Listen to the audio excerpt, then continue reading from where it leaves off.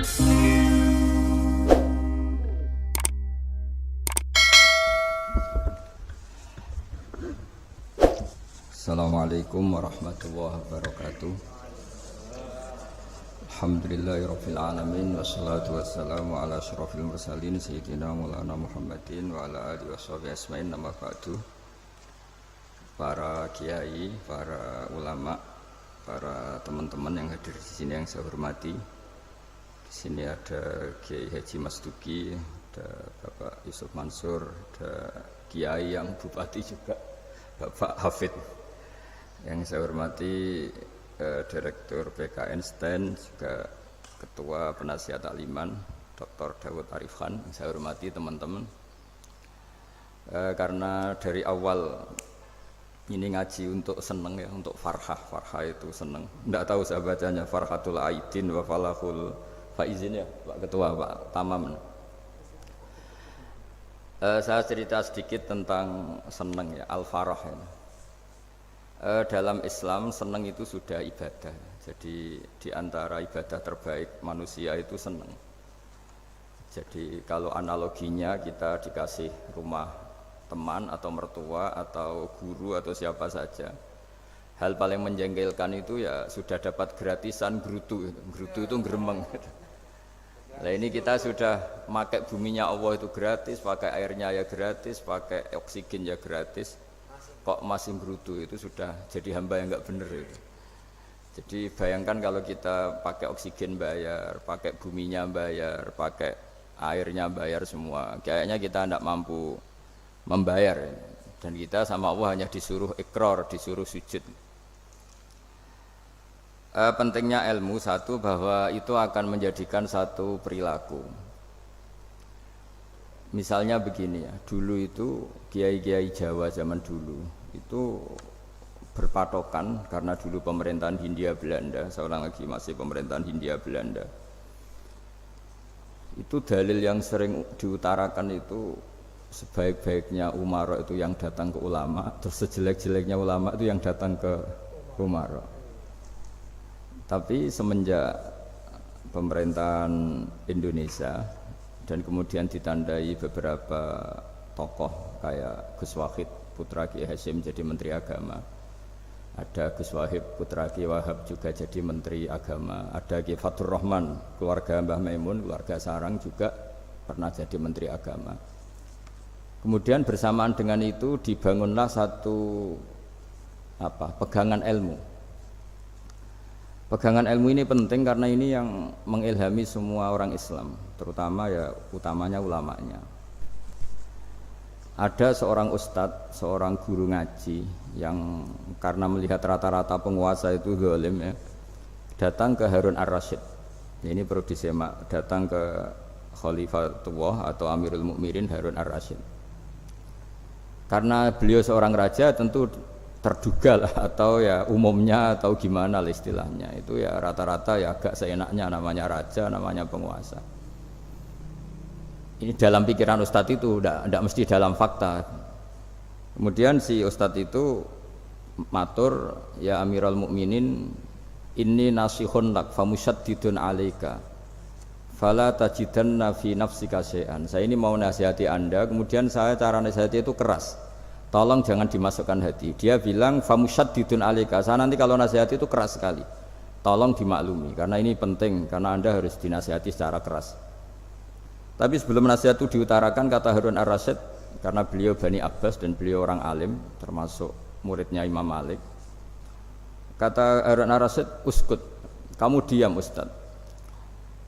Inna Allaha ta'ala arsala man huwa khairun minka ila man huwa syarrun minni. Wa ma'adzalika yaqulu Allahu ta'ala faqula lahu qawlan layyinan la'allahu yatadzakkaru aw yakhsha. Jadi ini sekaligus etika dan norma ya bagi semua dai di Indonesia dan semua kita. Wahai Ustadz, kamu diam. Allah Ta'ala itu ngutus orang yang lebih baik ketimbang kamu, yaitu Nabi Musa, ke orang yang lebih jelek ketimbang saya, yaitu ke Fir'aun. Itu saja harus pakai etika, faqula lahu qawlan layyinan. Kamu harus ngomong yang halus. Jadi intinya ini Harun ar-Rasyid komplain. Kamu itu kalau jadi ustadz ngaji kira-kira gitu. Jadi betapa baiknya orang dulu memahami Quran. Jadi Quran itu dibaca, kemudian kita mungkin baca terus jadi cerita, mungkin ada yang baca jadi perilaku, ada yang baca kemudian itu mengilhami, membentuk. Nah kira-kira itulah yang membentuk kiai-kiai alim di NU, di beberapa pesantren maupun orang-orang alim di luar NU. Asal apa ya, ngajinya dan bacanya seperti kita, pasti seperti itu. Karena cara berpikir tadi sudah, jadi akhirnya si ustadz tadi keluar dan minta maaf, anta a'lamu minni, ternyata engkau lebih alim ketimbang saya. Jadi kalimat famusyaddidun alika, saya akan keras cara memberi nasihat, itu yang diket, yang dipotong, yang dibatalkan atau yang diralat oleh Khalifatul Harun ar-Rasyid. Yaitu dikatakan inna wa ta'ala arsala man huwa khairun minka ila man huwa syarrun minni. Yaitu Allah mengutus orang yang lebih baik ketimbang kamu, yaitu Nabi Musa, ke orang yang lebih jelek ketimbang saya, yaitu Fir'aun. Itu pun harus faqula lahu qaulal layyinan. Cara berdakwah harus dengan kata-kata yang halus, yang lembut, yang indah. Dan dengan kata-kata itu diharapkan la'allahu yatadzakkaru aw yakhsha. Semoga yang didakwai menjadi ingat. Sehingga dengan kemampuan ilmiah seperti ini menjadi pegangan bersama bahwa kita sebagai dai atau sebagai tetangga atau sebagai sama-sama warga Indonesia, bawaan kita memang harus faqula lahu qaulal layyinan la'allahu yatadzakkaru aw yakhsha. Kemudian dalam disiplin ilmu yang lain, halus itu tidak kuat. Angin itu ya halus, tapi kalau di manage itu jadi kekuatan yang dahsyat. Begitu juga air dan sebagainya. Sehingga tidak perlu khawatir terus kalau dakwah halus itu tidak punya efek yang signifikan. Tidak juga. Allah Ta'ala itu pengelola angin. Angin itu kekuatannya dahsyat, sehingga Nabi Sulaiman dikasih kekuatan angin dan bisa terbang kemana-mana. Kemudian sekarang jadi teknologi yang banyak memanfaatkan angin, mulai rem, mulai apa saja. Sehingga dari cerita saya ini kemudian terus kiai-kiai itu membentuk dakwah termasuk di ekonomi dengan cara yang rileks. Nah cara rileks itu satu tentu dimulai dengan ilmu. Misalnya begini, saya beri contoh. Ketika ada orang melafadzkan kalimat la ilaha illallah, tiada Tuhan selain Allah. Kemudian kalimat ini mungkin kalau orang NU baca itu rutin ya, karena kiainya kelamaan ya yang ikut sambil tidur ya. Kalau tahlil itu disebut kiai tertentu itu mesti yang belakang wah suwi itu kalau kiai itu lama itu. Nah kiainya juga karena jadi lakon ya kan lebih semangat karena pegang mic. Biasanya gitu di NU itu. Kalau khotib mesti semangat karena yang pegang mic, yang dengerin mesti ngantuk karena monoton itu. Karena yang mendengerin sudah tahu pasti nyuruh baik meninggalkan yang jelek. Jadi ilmunya sudah disimpulkan dulu. Setiap yang tidur di masjid mesti tak tanya kenapa tidur. Ilmunya ada perkembangan Gus, nyuruh yang baik meninggalkan yang jelek. Tapi kalau ilmunya agak ada perubahan kan dengar semua pasti nyuruh yang jelek meninggalkan yang baik. Karena watak manusia itu agak-agak suka fitnah, itu suka geger. Tapi kalau monoton itu mesti enggak itu. Tapi yang menjadi pegangan kita, saya ulang lagi, itu ilmu dulu. Saya ulang lagi itu ilmu dulu. Saya berkali-kali menyontohkan, kalau ada orang kafir, orang yang tidak bersyahadat 70 tahun, kemudian dia bersyahadat sekali saja di akhir hayatnya. Itu kata Allah, qulil ladzina kafaru iyantahu yughfar lahum ma qad salaf. Katakan ke mereka yang kafir, jika dia mau bersyahadat, itu masa lalunya diampuni semua. Sehingga kedahsyatan kalimat ini luar biasa. Orang yang kafir 70 tahun saja barokahnya la ilaha illallah ini dosanya bisa diampuni semua. Nah kemudian karena ilmu ini tidak begitu populer atau kurang dipopulerkan atau kita sendiri kurang menghayati, sehingga la ilaha illallah itu lebih dianalisis cara lafadz ini, pelafatannya ada sanadnya ndak ya gitu. Terus cara melafatkan bareng-bareng seperti itu ada tumpengan ini bid'ah enggak ya. Jadi pertanyaannya sudah tidak tentang keramatnya atau sakralnya atau fadilahnya la ilaha illallah, tapi sudah macam-macam. Dan cara seperti ini ada hadisnya enggak, legal enggak, terus ada sanadnya enggak. Jadi saya mohon semohon-mohonnya untuk teman-teman yang di Al-Iman itu harus ngaji ya. Ngaji itu nanti kamu tahu cara mandang sebuah ibadah atau perilaku atau apa sajalah tahu. Karena al ilmu yurisul ahwal, ilmu itu bisa mengilhami cara pandang. Dulu yaitu saya ulang lagi, ketika zaman Hindia Belanda, karena pemerintahnya Hindia Belanda itu ulama-ulama keras sekali, sejelek-jeleknya ulama itu yang datang ke Umarok. Tapi setelah era Mbah Hashim, era sampai Mbah Maimun, itu mereka peduli sama Umarok, semuanya sama-sama warga Indonesia yang ingin melihat Indonesia yang lebih baik. Sehingga banyak, ya kakak saya sendiri pernah wakil bupati, terus putra Mbah Maimun wakil gubernur, ini teman saya Kiai Hafid ya bupati. Semenjak itu terus, dan itu nggak lepas dari cara pandang. Yaitu cara pandang diantaranya adalah cerita tentang Nabi Musa yang Allah tetap peduli sama Fir'aun, sehingga tetap didakwai Nabi siapa? Musa. Dan posisi Musa datang bukan memanggil. Ya, cuma kayak sampai sekarang tuh belum pernah ke kantor bupatinya Pak Hafid, karena kadang-kadang orang terus curiga mengajukan proposal, jadi agak repot. Ketemu bupati itu sialnya kiai kan mesti pikirannya orang bupati ini nyangoni, kiai ini disangoni itu terus kayak kita fakir miskin itu. Jadi makanya saya itu belum pernah datang, tapi alhamdulillah karena beliau berambisi menjadi wa khairul umara mayatuna babal ulama terus. Jadi datang tapi sangat ambisius ingin mengalahkan ulama, karena dia kalau datang statusnya lebih tinggi. Ya tidak apa-apa, ini tawaduk tapi niatnya enggak begitu tawaduk. Jadi datang. Makanya saya kemarin Yusuf Mansur pas datang, Pak Ustadz Yusuf Mansur saya datang harus sekali saja, kalau kedua kali ribet. Karena kalau beliau datang dia punya status tawaduk.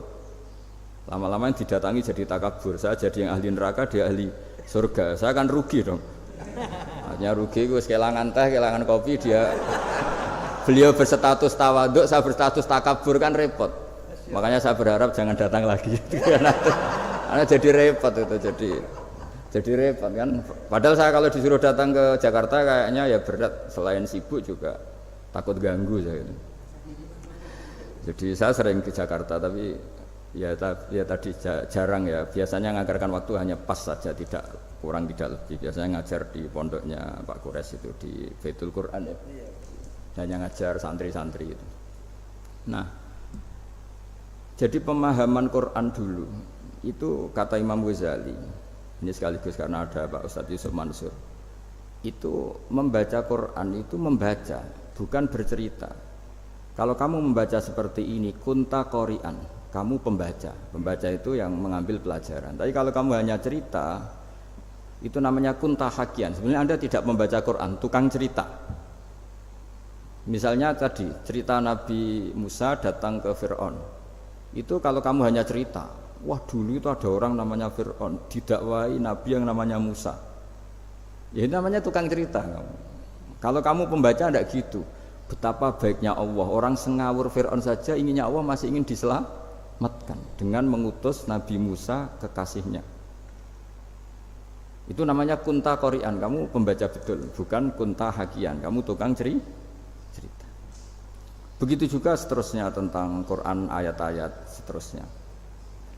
Sehingga yang diharapkan dari pembacaan Quran itu memang kita sebagai ahli baca, ahli mu'tabir ya, ahli yang ngambil pelajaran, bukan tukang apa? Cerita. Sehingga dulu ketika Sayyidina Umar radhiyallahu anhu ketika membuka Baitul Maqdis atau Baitul Muqaddas dan diajak syukuran, pesta-pesta makan itu. Beliau enggak mau. Ketika ditanya kenapa engkau enggak mau, alasannya itu langsung beliau baca Quran. Jadi saya punya sekian contoh, saya ulang lagi, saya punya sekian contoh. Orang-orang dulu dengan Quran itu menyatu, bukan sekedar dihafal tapi menyatu. Sehingga bawaannya itu sudah Qurani, sudah Qurani. Saya beri contoh pertama Rasulullah SAW, nanti Umar kedua. Rasulullah itu pernah enggak makan sampai 3 hari. Terus ditanya oleh sahabat, lalu kekuatan engkau bisa hidup apa? Terus menghentikan al-aswadani, maksudnya itu tamar dan air, hanya makan kurma dan air. Tapi beliau tidak ketemu roti atau tidak ketemu nasi lah kalau orang Indonesia. Ketika hari ketiga dikasih makan oleh sahabat, dipotongkan kambing, kemudian baru makan 3 lukmah, kira-kira ya 3 asupan nasi, berhenti. Padahal sahabat yang lapar sama dengan Rasulullah itu membayangkan Nabi itu sampai kenyang, sampai apa. Tapi ketika ditanya, seperti ini pun nanti ada hisabnya. Walatus alunna yauma idzin anin naim. Jadi acara makan-makan gini itu nanti ada hisabnya. Nabi nangis. Akhirnya sahabat nggak jadi nerusin makan. Jadi ketakutan orang dulu sama ketika Sayyidina Umar dijak pesta ketika memenangkan Baitul Maqdis itu. Inna wa ta'ala ayyara qauman. Allah itu mengkritik sebuah komunitas kaum karena apa? Adhabtum thayyibatikum fi hayatikumud dunya wastamta'tum biha. Kamu adalah orang-orang yang jatah nikmat kamu sudah kamu habiskan di dunia. Adhabtum itu kalian habiskan jatah kenikmatan kamu di dunia. Wastamta'tum biha, kamu di dunia sudah berpuas-puas. Maka jatah Anda sekarang di akhirat habis. Sehingga Sayyidina Umar enggak mau pesta-pesta karena takut jatah nikmatnya habis. Kata beliau terus astabqi thayyibati, akan saya sisakan sisi-sisi kebaikan saya supaya ndak habis. Corong Jawa itu aja dientek-entekno biar jatahnya masih. Sehingga di dunia kiai itu ya meskipun saya akrab bupati, akrab mungkin wakil gubernur, saya itu ya jarang ketemu. Karena kalau orang Jawa bawaannya ketemu ya makan-makan, guyon-guyon. Nak keterusan ras mlebu swarga. Makanya saya pastikan Pak Yusuf Mansur ke sini tidak akan saya jamin, biar aja, biar jatahnya masih. Jadi ini bukan karena saya bakhil, biar jatahnya masih. Medit menyelamatkan. Ya, jadi itu ilmunya kiai. Nah, efek dari ilmu ini dahsyat. Kalau Anda berpikir tentang nasib Anda di akhirat, nanti bawaannya juga tidak akan mudah menyalahkan orang lain, tidak akan menghakimi orang lain karena sibuk dengan dirinya sendiri, tapi tidak dengan makna egois, tapi makna orang baik itu siapa? Orang yang sibuk dengan aib pada dirinya, dengan kekurangan pada dirinya, saking sibuknya mikir aibnya sendiri, tidak sempat mengoreksi aibnya orang lain. Itu awal ilmu. Ilmu itu tidak dimulai dari larangan. Kalau larangan karuan, tidak termasuk ahli surga orang yang suka mengadu domba, tidak termasuk orang baik yang cari kesalahan orang lain. Itu namanya pelarangan. Tapi ilmu itu di atas nahi, di atas pelarangan itu. Kamu punya kesadaran bahwa kamu itu yang penting selamat dulu, jangan memikirkan orang lain. Dengan makna bukan egois, tapi dengan makna supaya tidak menyalahkan apa? Orang lain. Nah, saya termasuk ya boleh dikatakan kiai lah, yang paling fanatik bahwa semuanya itu harus dimulai dari ilmu. Ya saya ulang lagi, dimulai dari ilmu. Nah, dari sini kemudian saya berharap Indonesia menjadi damai, menjadi baik. Itu bukan karena kita baik-baik banget ya, tidak mungkin kita ada nabi, tapi karena sudah sibuk dengan memikirkan kesalahan diri sendiri. Sehingga misalnya kita baca Quran, Rabbana dzalamna anfusana, lalu kita langsung ingat betapa hubungan kita dengan Allah itu harus ikrar dulu, merasa zalim dulu, merasa salah dulu. Nah, kalau semua orang merasa salah di depan Allah itu mesti bawaannya enggak mudah menyalahkan orang lain, karena kita bilang Rabbana dzalamna anfusana. Nah, itulah ilmu-ilmu yang mungkin banyak pembaca Quran tapi hanya baca, atau kalau baca ini tok disebut al-haqi, ahli cerita. Yang dibutuhkan tuh al-qari', pembaca kemudian mu'tabir, kemudian mau beriktibar. Seperti yang dilakukan tadi Harun Ar-Rasyid tadi. Inna wa ta'ala arsala man huwa khairun minka ila man huwa syarrun minni. Wa ma'a dzalika yaqulu wa ta'ala faqula lahu qaulal layyinan. Ini kamu tidak usah memaksakan musyaddid keras sama saya, karena Allah Ta'ala telah mengutus orang lebih baik ketimbang kamu, yaitu Nabi Musa, ke orang yang lebih jelek ketimbang saya, yaitu Fir'aun. Itu saja harus beretika, faqula lahu qaulal layyinan la'allahu yatadzakkaru aw yakhsha.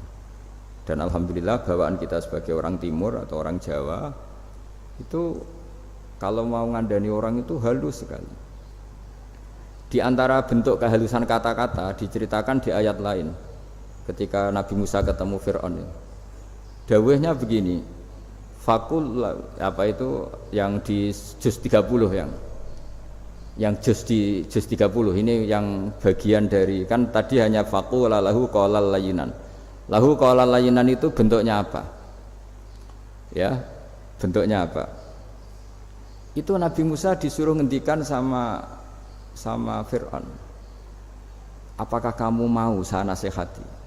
Fakul halaka ila antazakka. Halaka itu pilihan, hal itu istifham, laka itu otoritatif.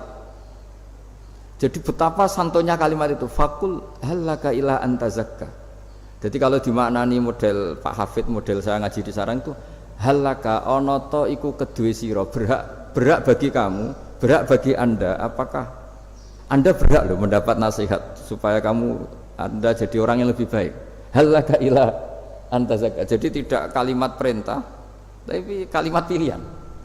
Apa engkau mau saya beri nasihat? Wahdiyaka ila rabbika fatakhsha. Dan saya beritahu kamu tentang Tuhan dan kemudian kamu menjadi orang yang baik, fatakhsha, orang yang punya khasyah, punya.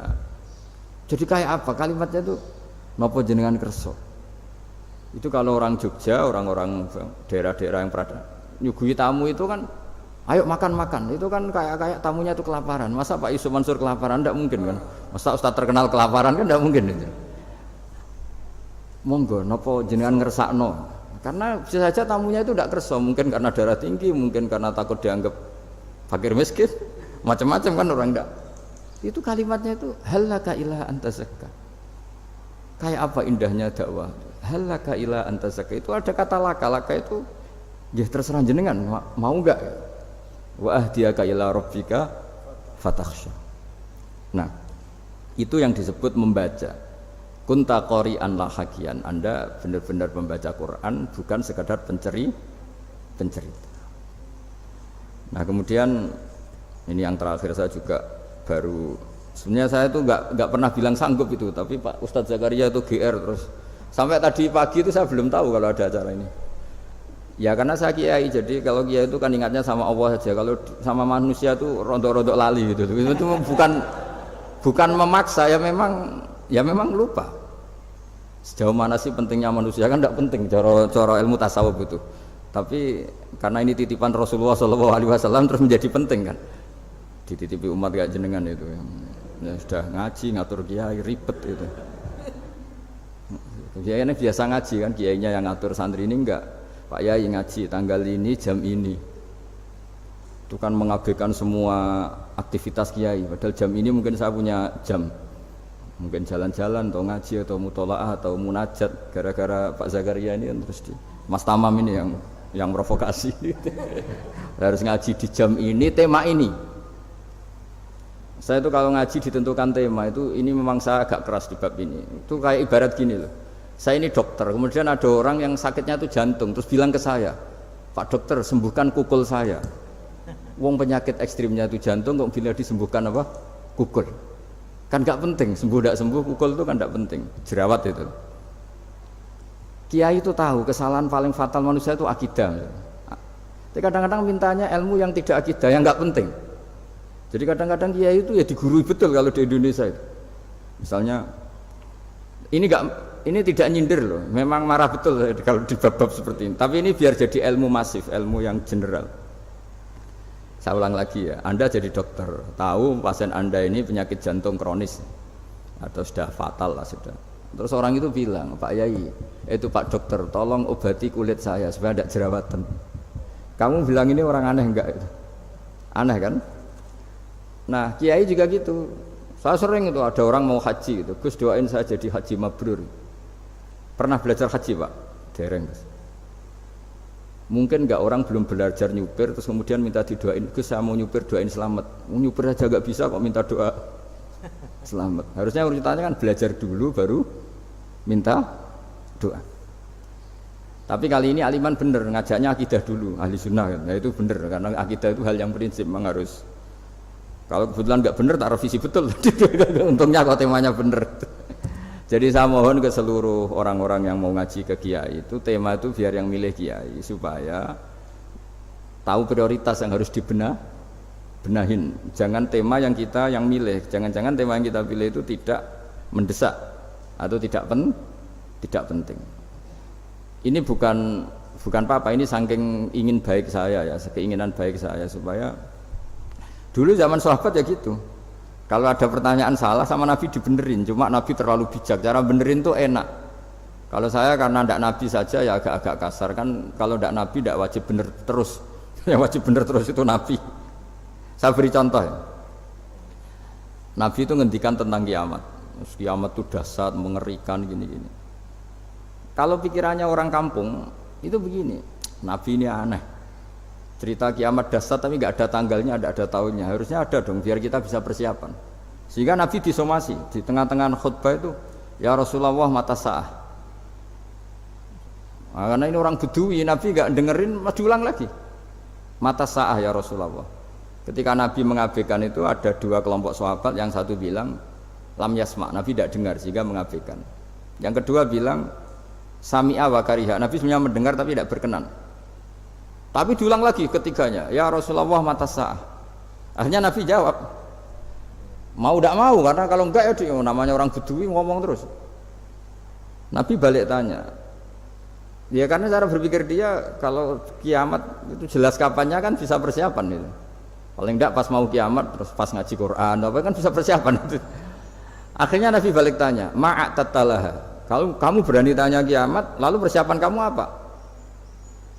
Ya terus orang itu bilang masyhur tuh, ma'adatullah kabira sholatin wala siyamin wala kadza wa kadza walakinni uhibbuka. Saya sebenarnya tidak punya persiapan ya Rasulullah, cuma persiapan banyak puasa ya enggak, banyak sholat enggak, tapi saya mencintai engkau. Terus masyhur itu jadi hadis paling legenda, almar'u ma'aman ahabba, sebagian disebut anta ma'aman ahbabta. Ini kata semua sahabat yang di masjid. Si Bedui ini orang paling dibenci sahabat karena mengganggu Nabi saat khutbah, tapi akhirnya ini menjadi orang paling dicintai sahabat karena barokahnya itu hadis itu keluar secara terbuka, almar'u ma'aman ahabba. Sebagai riwayat yuhsyarul mar'u ma'aman ahabba, nanti orang akan sowan sama Allah bersama orang yang mereka cintai. Itu sahabat-sahabat fama farihu ba'dal Islam farahahum bihadal hadis, mereka tidak pernah senang setelah masuk Islam sesenang hadis ini, karena kita tidak perlu soleh-soleh banget, cukup menyintai orang apa? Soleh gitu. Makanya saya sekali bilang itu ya, kadang-kadang saya jadi orang alim itu ya rugi. Ruginya tadi, misalnya untuk menjadi orang alim kan harus hafal Quran, ngaji Bukhari, Muslim, Ikhya.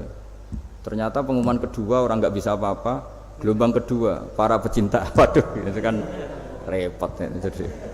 Jadi kita yang jadi orang alim susahnya bukan main, ternyata disaingi pengumuman kedua dan para pecintanya, wah itu kan. Akhirnya ketemu orang-orang nggak jelas tadi itu. Nah itu ya termasuk farah dalam Islam, farhatul aidin. Jadi senang itu di Islam itu ibadah. Ya kul bi fadlillah wa bi rahmati fa bidzalika falyafrahu. Senang itu diperintahkan Allah. Saya itu sering di kamar, kadang itu nyun sewu kayak gatelan gitu, apa itu. Ya agak kukur-kukur terus merengut saja malu. Malu saya itu dilihat Allah kok kayak agak ridho itu malu. Ya kayak tadi lah, kamu dikasih rumah gratis, kemudian pas yang ngasih datang kamu kelihatan cemberut, itu yang ngasih kan mangkel. Udah dikasih gratis masih cemberut. Sama hubungan kita dengan Allah itu semuanya dikasih gratis. Makanya tabassum, senyum itu ibadah. Kita yang nekuni ilmu hadis, betapa hebatnya Nabi ngendikan, kalau kamu tidak bisa ibadah yang berat-berat, cukup ibadah senyum. Kadang ngendikan tol qati wajhin, kamu cukup berwajah yang indah, yang menyenangkan. Tabassum, senyum. Kalau kamu tidak bisa membalas jasanya orang yang ngasih, minimal kamu senyum, lihat minimal kamu kelihatan seneng gitu. Nah, makanya seneng itu sudah ibadah. Dan sekarang orang untuk seneng saja susah, karena bawaannya nuntut orang lain supaya kayak keinginan dia, bawaannya nuntut, ya ribet. Kalau gitu ya ribet. Makanya saya bilang al ilmu yurisul ahwal, ilmu itu diperkuat. Nanti yurisul ahwal, ilmu itu akan membentuk Anda. Dulu beberapa raja itu ya mau luhur karena jadi raja, punya apa saja.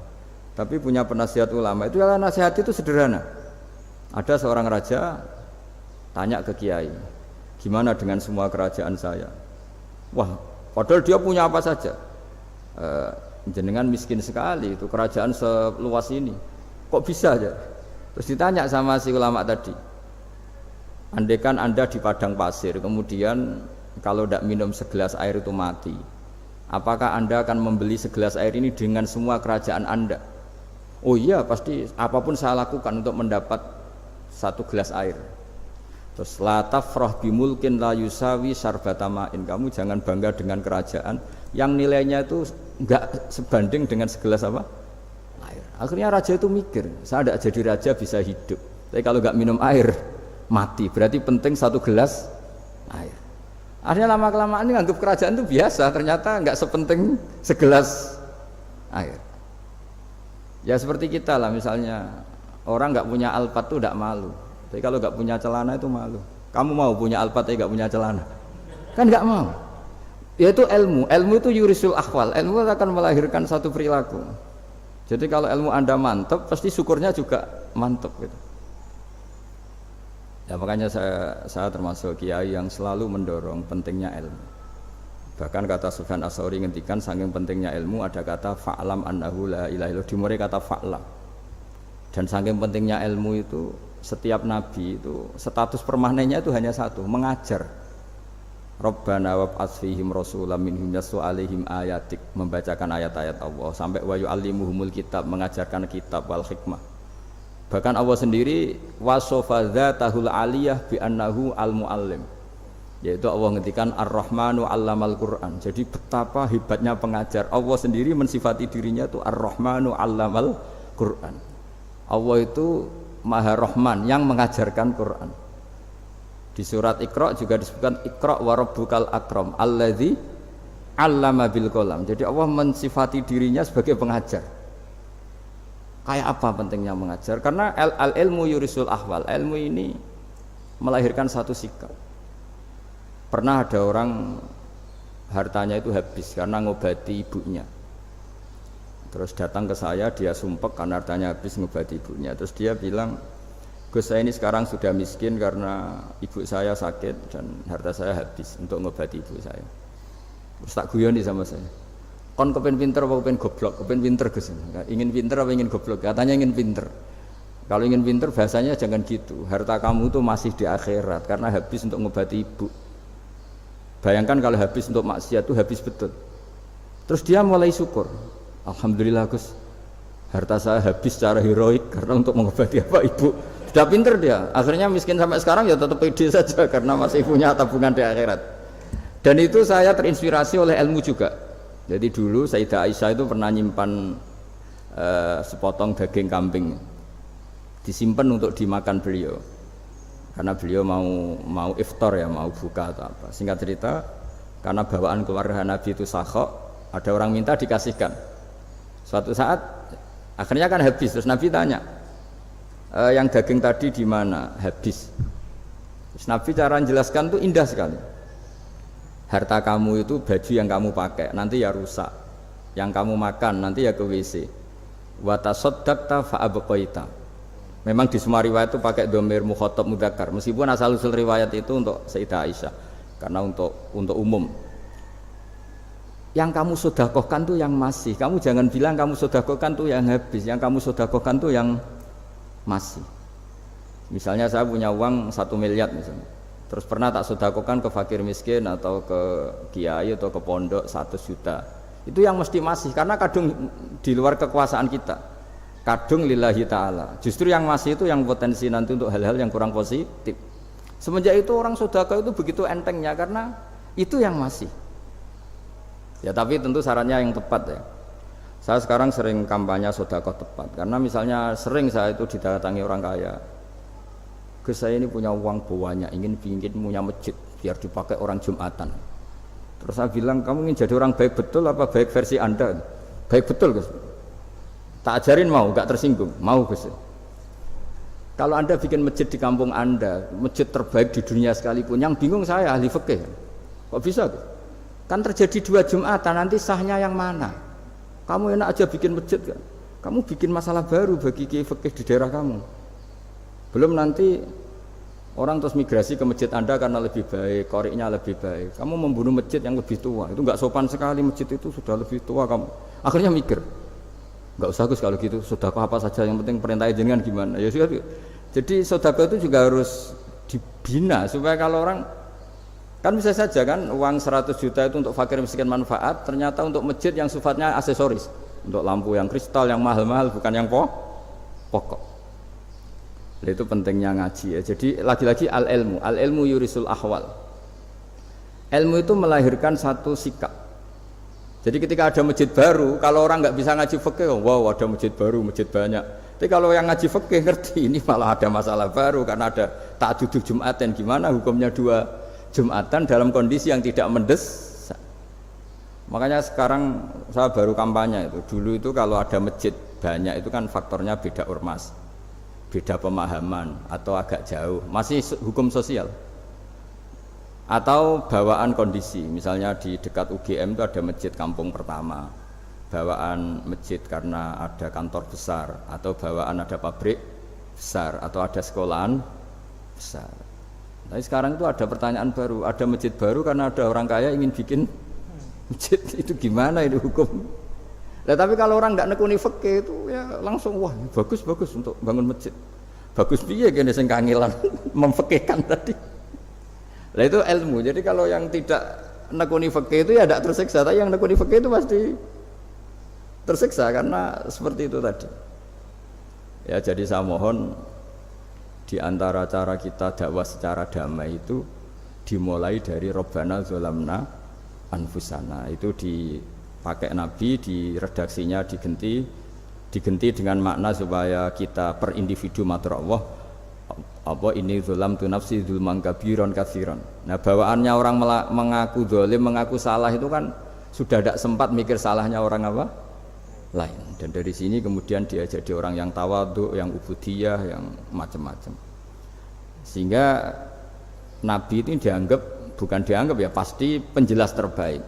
Terus Allah meredaksikan wa ma tuqaddimu li anfusikum min khairin tajiduhu indallah, apa saja kebaikan yang kamu sudah berikan untuk Allah sampai akhirat itu ya pasti kamu temukan di akhirat. Terus yang terakhir saya beri contoh orang peminta-minta sa'il. Itu Sayyid Ali Zainal Abidin kalau ada orang minta-minta terus dikasih, misalnya dikasih ya 100.000 atau 50.000 atau 10.000 sesuai kemampuan yang memberi, itu marhaban biman hamala zadi ilal akhirah, saya terima kasih ya, gara-gara kamu minta uang saya jelas sudah sampai akhirat. Coba kalau di rumah bisa saja untuk hal yang tidak positif. Jadi bawaannya itu cara pandang itu rubah. Jadi sebenarnya kalau kita ngasih uang di masjid, ngasih kiai atau ngasih fakir miskin, ya uang itu yang masih, bukan yang habis. Yaitu watasodak kata fa'abqaita, yang kamu berikan itu hakikatnya yang masih. Karena sudah ada kamu otak-atik lagi, makanya disebut wakaf. Sebenarnya wakaf itu dulu secara makna lughat, saya ulangi secara lughat, maknanya itu sudah berhenti. Wakfun maknanya berhenti. Nah sedekah itu dari kata sedekah maknanya benar. Orang yang sering sedekah berarti imannya benar. Orang yang uang sudah diberikan berarti dia sudah terputus, wakaf, berhenti dari hubungannya dengan dia. Sudah dikasihkan berarti selesai. Sehingga wakaf dan sedekah itu sebenarnya maknanya saling melengkapi.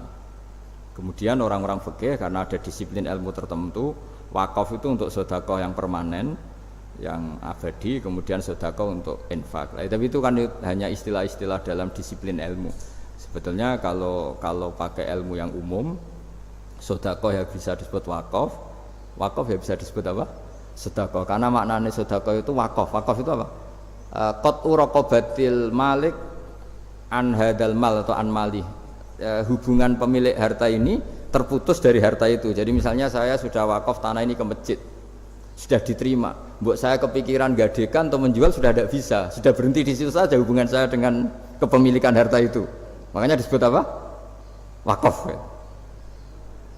Dan kalau saya wakaf berarti menunjukkan kebenaran iman saya karena sudah menafkahkan sebagian harta untuk Allah Ta'ala, disebut sodik, sodak. Makanya bahasa Arab itu gampang ya, kalau sodal qof, sodako, orang kalau bayar mahar disebut sodak karena menunjukkan cintanya.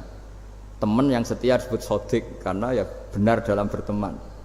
Abu Bakar disebut as-siddiq karena sangat membenarkan kanjeng Nabi, dan seterusnya dan seterusnya. Ya jadi semoga ayat tadi, dan saya mohon maaf karena ya memang saya kalau ngaji ya alami seperti ini, tapi insya Allah barokahnya alami itu menjadi ikhlas, tidak tasonnuk, tidak riya, tidak tebar pesona kalau dalam bahasa itu. Yang jelas saya inginlah bahwa ayat yang saya baca tadi benar-benar jadi pegangan bersama. Faqula lahu qawlan layyina la'allahu yatadzakkaru aw yakhsha. Saya mohon maaf. Assalamualaikum warahmatullahi wabarakatuh.